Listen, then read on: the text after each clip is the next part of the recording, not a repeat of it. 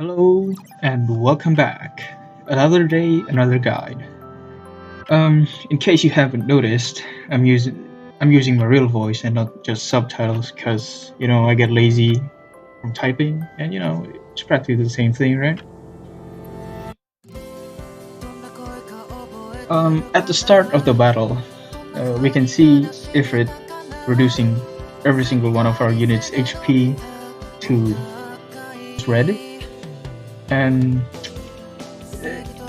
he also applies burn to all your units, so this cannot really be ignored because if you ignore it, you just die. Another thing to worry with Ifrit is his other main gimmick, I should say, where he lowers the healing received by all units by about 80 to 90%. I'm not really sure about the percentage, but you get my point. So, the most important unit that I can recommend to you is Celia. First, because she can cleanse the burn from yourself, and it also cleanses the burn from Ifrit. Now, there's a very good reason why you would want to cleanse the burn of Ifrit. It's because if he is burned, more arts, so that's something you can avoid by just cleansing. Moving on to his attack patterns, which you need to worry about is his final nuke, I should say, because most of the time if you don't actually counter it, you just die. Vulcan Knuckles. I don't know how you pronunciate it because I never actually heard anyone say it. But the point that I'm trying to make is if you're not lucky enough to have Thetis, Gerald, just anything to mitigate his damage, if you die. Or you can faint or freeze him. But it's a bit harder to do because most of the time it just misses entirely. Now moving on to his second art is his Logis Rage, where he burns everyone including himself. So be prepared with Celia's art or with other items if you don't have Celia. Now his other attacks, which you need to worry about, is his Chain Swipe. This is actually the attack that applies the heal reduction down, so be careful around it. Since this is an attack, you can actually use a taunt tank to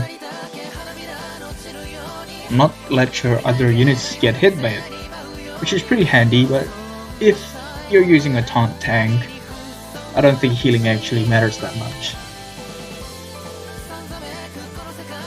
His other attack pattern is his uppercut, which you can ignore. It's just straight up damage.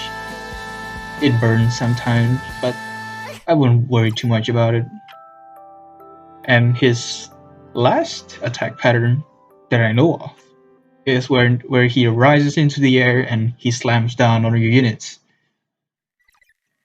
This is pretty dangerous because it also applies faint to all your units, so it's not a 100% chance of fainting, because I've seen units that haven't gotten fainted, but it's something you need to be wary of because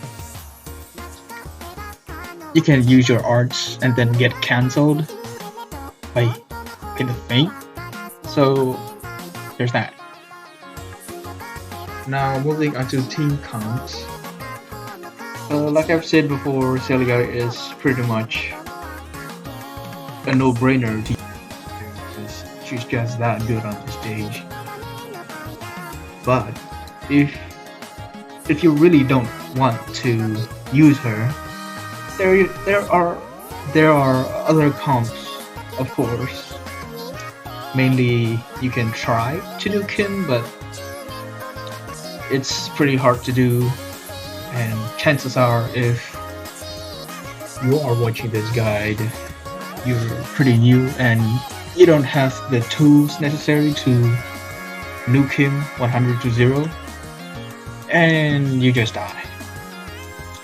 The other composition is, of course, my favorite, slow rolling. You can just use the Thetis to tank pretty much everything, but you do need to pay attention for his Vulcan Knuckles, because even with Thetis, you can still get one shot.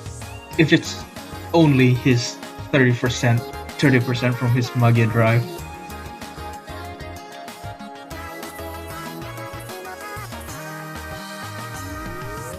Yeah. I've laid out a couple of comps that you see in the background. If you want to try them, you are very welcome to. But mostly it's just Celia and a DPS with 2 supports, which I think it's faster and it's easier to use. You don't really have to pay attention. And I'm just gonna let the rest of the clip play out. Okay, so that's all I had to say. If you enjoyed the video, you know what to do. I'm not gonna tell you what to do because I'm like your mother. And have a good day, good night, afternoon, whatever it is.